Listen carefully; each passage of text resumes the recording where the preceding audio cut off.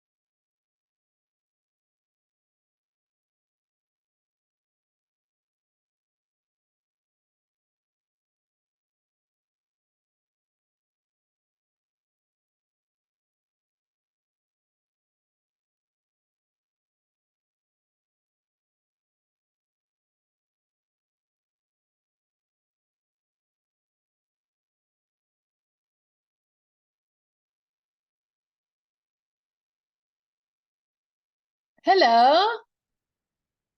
Hi, Great, thank you.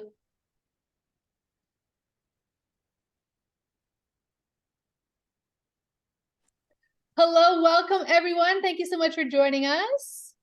Welcome to the, oh, I should share my screen. From burnout to hope, conversation. I'm very excited to have you all here. Please stop the video. I need to see all your faces. Please feel free to share or to turn your cameras on so I can see your lovely smiling faces or frowning faces, or just so I can see you laugh at my jokes, whatever. And if you don't feel comfortable, that's totally okay as well. I know that for many of you, this might be a lunch break, and you can multitask, but I mean, you're going to want to be here. So, here we are. Thank you for joining me. We'll give people one more minute to get in as I organize my multiple Zoom windows. Thank you for joining us. All right, 2 minutes. Brad, it's lovely to see you. Thanks for joining. Now you're going to get a sense of who I really am and how I really present, huh? Brad is a current client, if anybody is wondering why I know him. So thank you again so much for joining me. I am just going to get started because we've only got a half an hour today, and I want to leave as much time as you have questions to fill that time. So I am Lindsay Recknell. I am a productivity ninja, which is really the best title for a job in the world. It means that I get to talk to all of you fine folks about how to be more productive in your daily lives, which of course we know will translate into our work lives, our home lives, our community lives, and all of that. Really appreciate you joining us here at Think Productive to learn more about the journey from burnout to hope. This is a very personal topic to me. I started my career as a financial analyst, as an accountant, as a project manager. And as you can imagine, in a high load career, like many of you, I'm sure many of you are experiencing, as all of the pressures and all of the stressors piled on top of me, back in the summer of 2018, I suffered from total and complete burnout, total and complete overwhelm. I remember very, very clearly driving along, like super innocuous moment, just in my head, just thinking. And I remember having this epiphany, one of those like proverbial aha moments where I remember sitting up really straight and then sort of, crouching down, because all of a sudden I felt this sense of hopefulness, but then this sense of, how did I not know that I was missing this sense of hopefulness? I feel like I'm a reasonably smart person. How did I not recognize that I'd lost this zest for life, that I'd gotten to this place where burnout was something that I was experiencing, where I wasn't stretching towards my goals anymore, where I was just, going through the motions, status quo, doing all the adult things we all need to do, like going to work and getting groceries and putting on pants, all of those things that we know are required for us to function in the day-to-day life. But I had lost that zest. I'd lost that energy. And I recognized that the feeling that I got back was my sense of hope. And then I remember thinking, hope is this totally fluffy, cosmic woo-woo sort of word. How can I leverage this? Is probably closer. So is there any? If you don't mind to mute everyone, can you please. check which one is available? Thank you. Appreciate that. So the thing that I do when I experience change or transition or have some of these insights is I want to learn everything I possibly can about the particular topic and how I can use that thing to be better, so that I don't find myself in these same situations again where I feel like I'd lost that hope.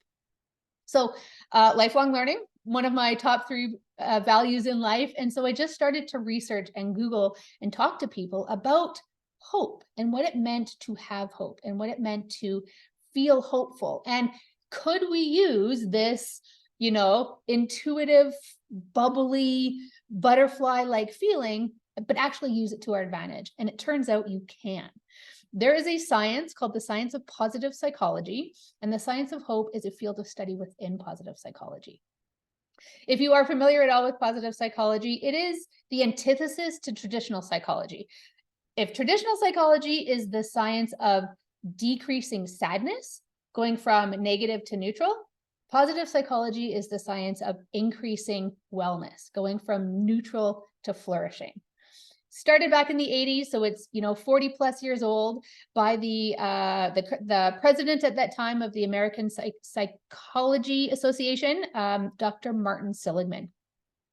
And what he and his colleagues within positive psychology learned about the science of hope is that not only is it an intuitive feeling that you recognize, it's an actual cognitive process in the brain. And I remember thinking, I can use science to explain how I'm feeling, and I can use science to take action to prevent it from happening again. I think hope has a PR problem, and I'm here to solve it, people. We are here to solve hope's PR problem today, because you can absolutely use the science of hope to take us from burnout to flourishing.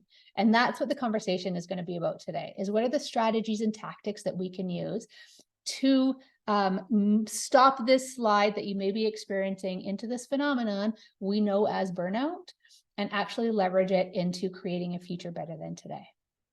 You here for it? If you rolled your eyes at the language of hope when you first got here, hopefully I have convinced you that data and science is what we're going to talk about today. So please, if you have any questions as we go through, I absolutely don't want to talk at you for 30 minutes, but I will if you need me to. But if you have questions, please put them in the chat and we can answer. Put your hand up. Barbara from Think Productive is here as well, so she can monitor and let me know when people want to speak if I haven't noticed. But please contribute as much or as little as you feel comfortable with today. And this is what we're going to cover. We're going to talk about the difference between burnout and stress. We're going to talk about the warning signs that you can look for in yourself and in other people as far as your burnout levels. Then we're going to talk about proactive action, finally ending with the science of hope and how you can recognize and use this cognitive process in the brain. I love this quote.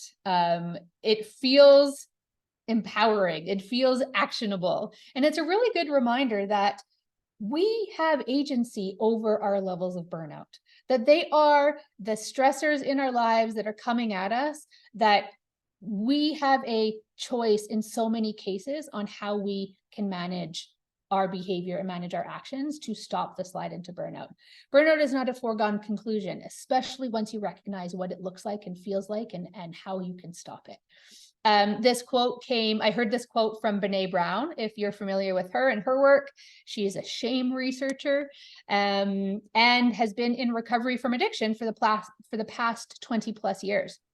And so she spent a lot of time at AA meetings. And this was one of the quotes that she took away, this idea of feeling empowered, that if you don't want to burn out, quit living like you're on fire.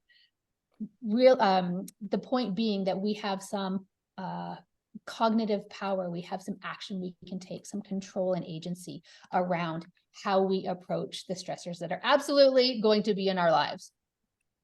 And when we talk about those stressors, they are what leads to burnout. So burnout is different from stress, because burnout is when you move from feeling like it's just all too much happening, too many deadlines, too much pressure, too much people pleasing, all of those things, and you cross over into feeling like you just don't have enough. You don't have enough energy, motivation, not enough cares left to give. When you get into that state of physical and emotional exhaustion, that is when you can find yourself in this state of burnout. So it's the stressors in our lives, both external stressors like work, money, kids, added with those internal stressors like shame, perfectionism, people pleasing, my personal favorite. When all of those stresses are happening, our body is responding by developing these stress chemicals. And our body's response to stress, whether those stressors are positive or negative, our body's response to stress is the same. So it's how we manage that stress and our response to that stress that will contribute to how quickly we get into that state of burnout, which is that state of physical and emotional exhaustion, when you just don't have enough cares left to give. This language was absolutely popularized, especially over the last 4 years, when the World Health Organization actually conceptualized it as a chronic workplace stress that has not been successfully managed. So they are recognizing it. The WHO is recognizing it as an actual syndrome in life. They started the definition within the realm of workplace, but we know that many of our stresses come outside of our workplace as well. So when you are reading, when you're researching, when you're listening to thought leaders around burnout, and they're just talking about it as a workplace phenomenon, please expand your thinking and consider it as part of your life phenomenon as well, because we know that sometimes work can be the good part of our lives, right? We can get our fulfillment from there, and it's life that's creating those stressors. I say that because I'm going to ask you to do a burnout self-test. If you would like, we'll take a few minutes and do this. It doesn't take very long, and the results don't ask for your email address. So please go ahead and scan that QR code if you are interested in taking this assessment, or you can go ahead and click this link that I'm going to type into the chat if you'd like to do the quick assessment. I won't ask you to share your results, but would love to hear if you have any surprises or insights based on your results. So please go ahead. Give you a few minutes to do that.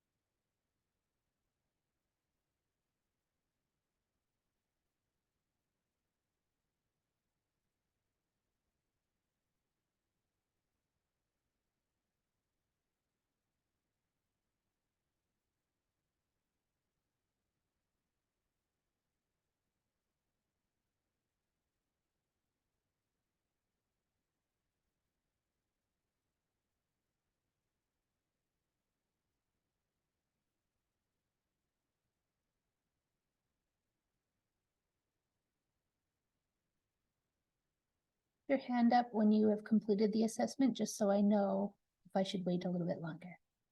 Your proverbial or your virtual hand using your Zoom controls.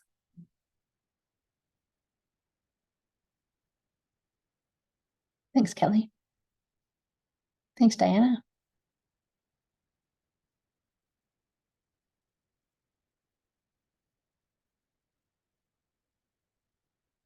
Thanks, Brad. Thanks, Heinz.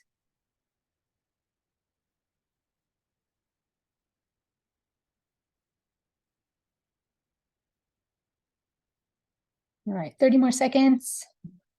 Thanks, Geraldine, Juliet.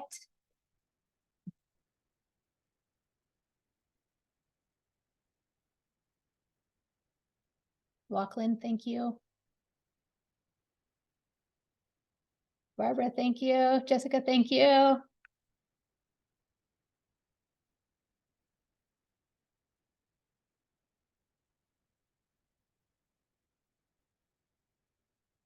Okay, hopefully you have a score. If you don't have a score, Scott, thank you. Please continue. But I'll talk about the scores. And so find your score on this chart here, or on this table here, and let me know, or just give some thought to how surprised were you? Were you surprised at all? I'd like to hear some thoughts if anybody has something that they'd like to share, their insights.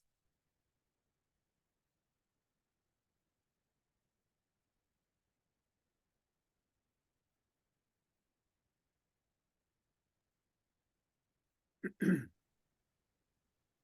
you like to share, Heinz? Sure. I worked most of my adult life in industry, and then I don't say I retired, but I pivoted into running a company that does a lot of training, a lot of the kind of stuff that you guys do. So I'm in control of my own time. I'm in But control of my own life.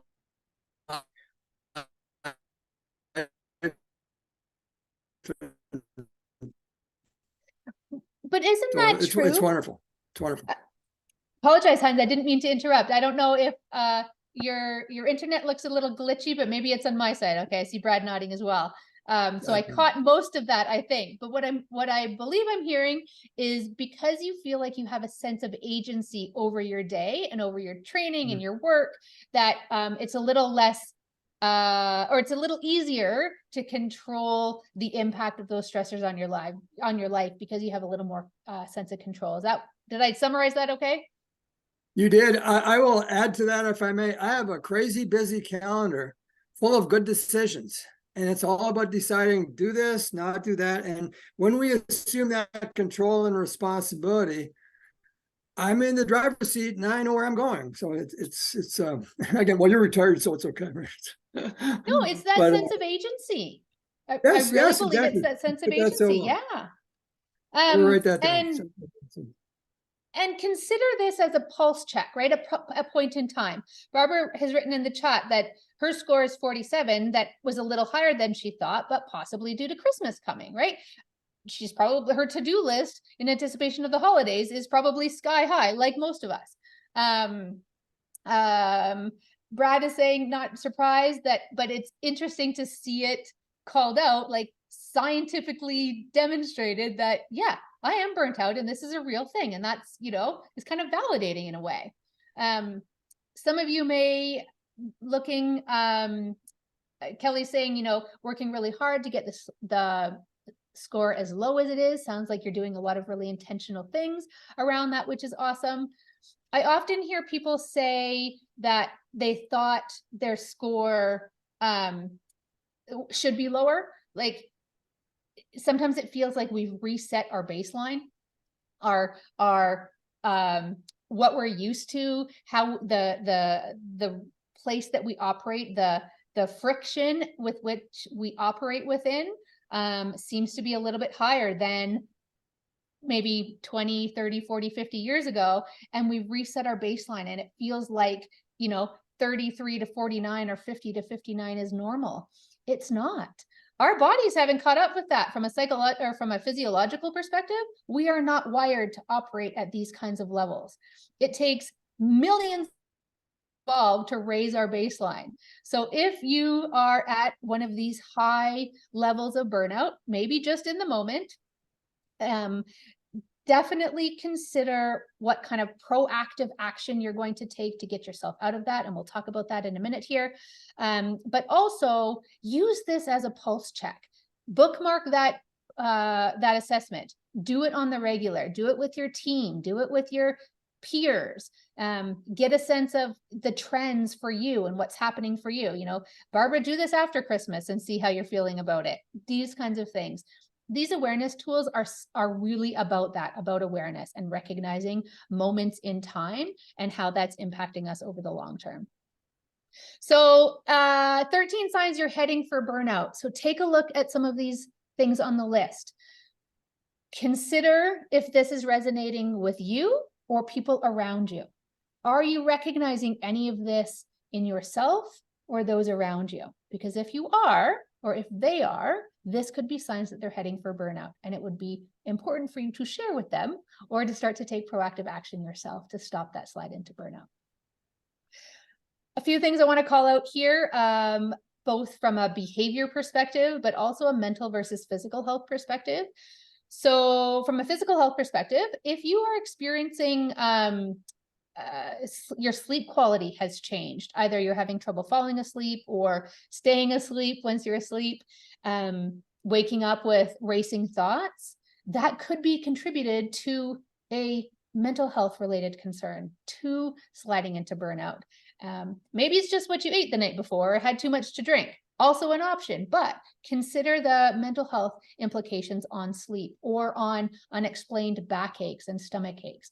Any of the physical symptoms that you may be experiencing can they or are they contributed to some of the stressors that you're experiencing in your day?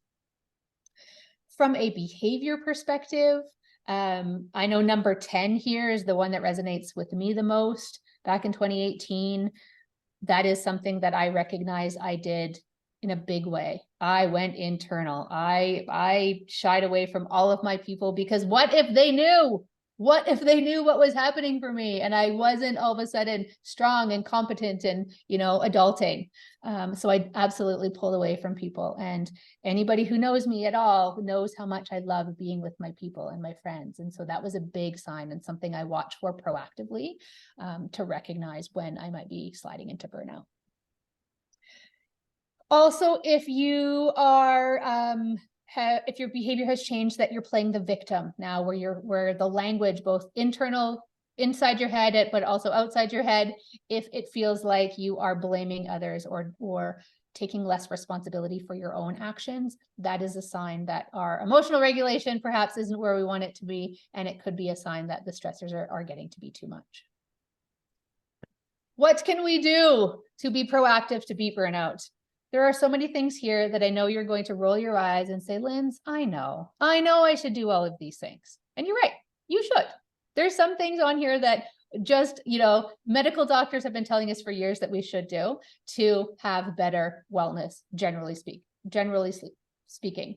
Getting enough sleep, moving our body, drinking the water, all of those good things.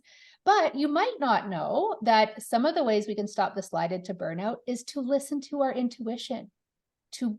That gut brain is a real thing. Paying attention to that intuition that's telling you right, wrong, or otherwise. Being peaceful, sitting in the moment and listening and taking action on that intuition is a really great way to beat the slide into burnout. Making connections, huge. We are wired for connection as adults and human beings.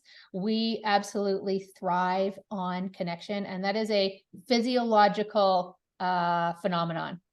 It is not just for extroverts, okay? Not just for people who like people. We are actually wired for connection in whatever way feels the most comfortable for you. Finding opportunity to make connection will absolutely help. And then spending time in nature, I would like to call out as well. If anybody's heard of forest bathing, it's a thing. Definitely Google it. It's very cool.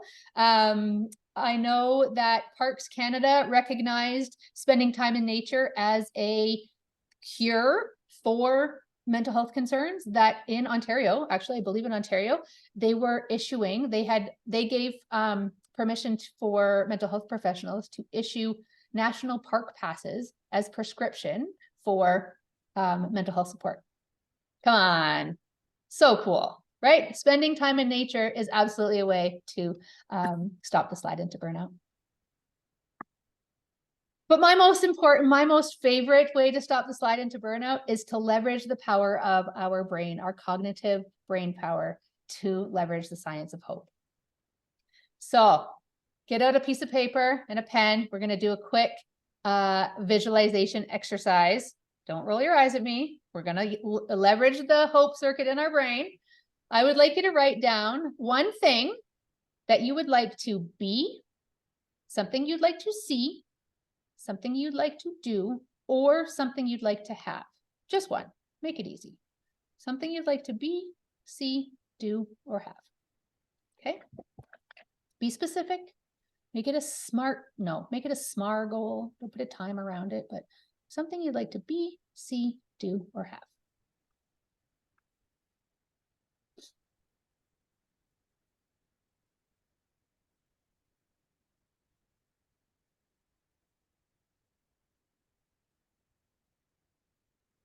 Okay.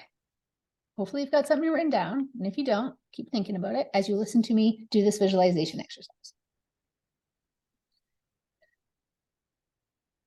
Imagine yourself achieving this goal. Imagine what it feels like when you've achieved this goal. What does it look like? That's okay, Melissa. That's okay. What does it look like when you achieve this goal? What does it smell like in this moment?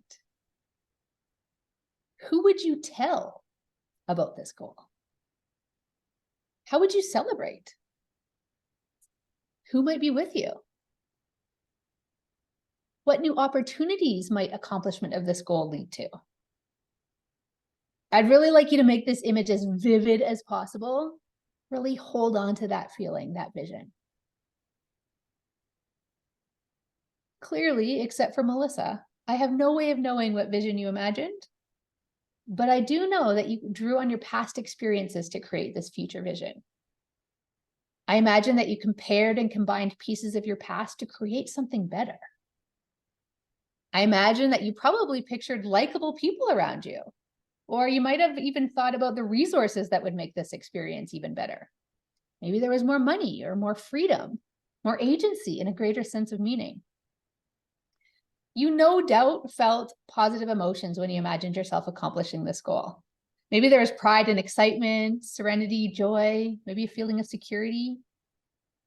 Those emotions are not just a feel-good byproduct of your imagination. They're actually the cognitive guide that leads you to invest in these certain lines of thought and to avoid the others. These are those hopeful feelings that begin to arouse the motivation you'll need to make these dreams a reality. And that's how we've activated the science of hope.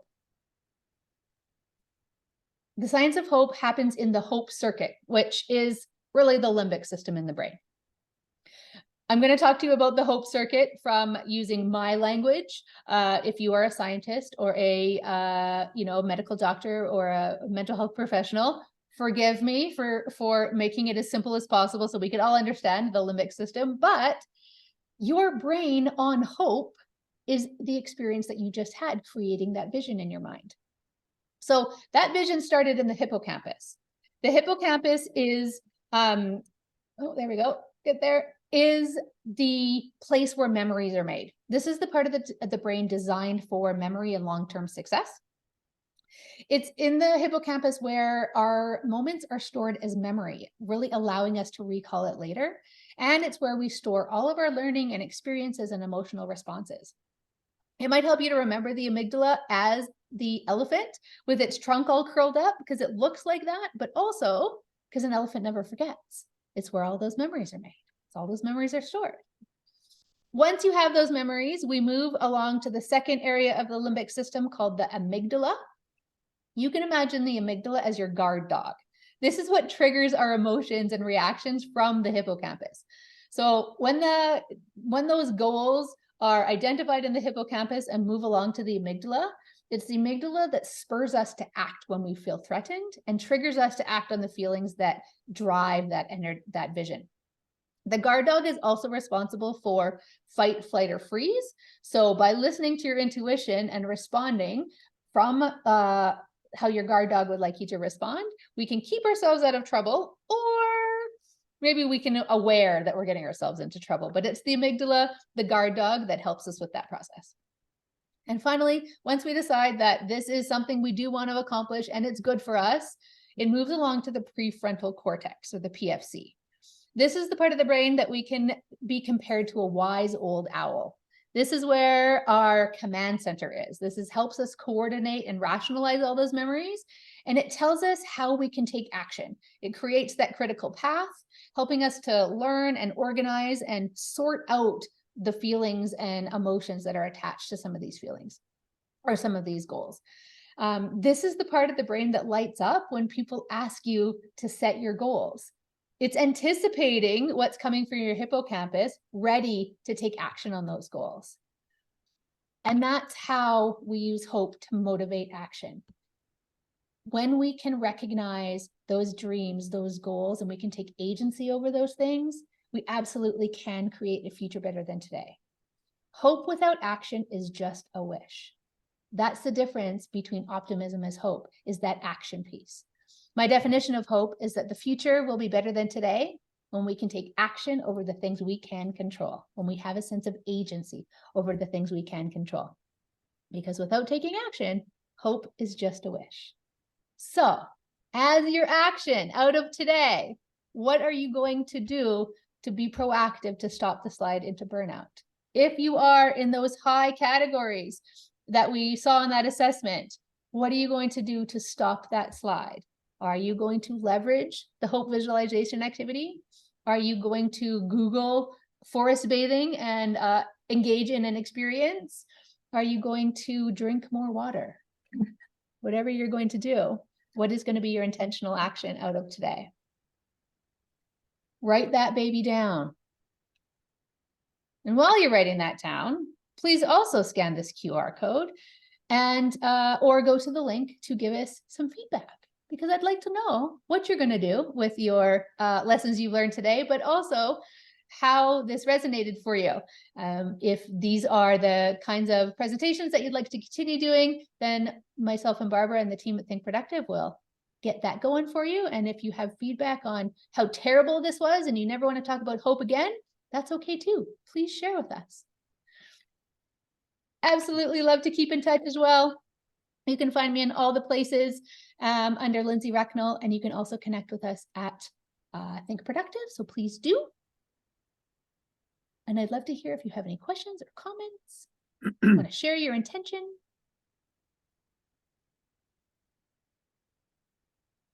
It was the fastest half an hour of my day, I tell you.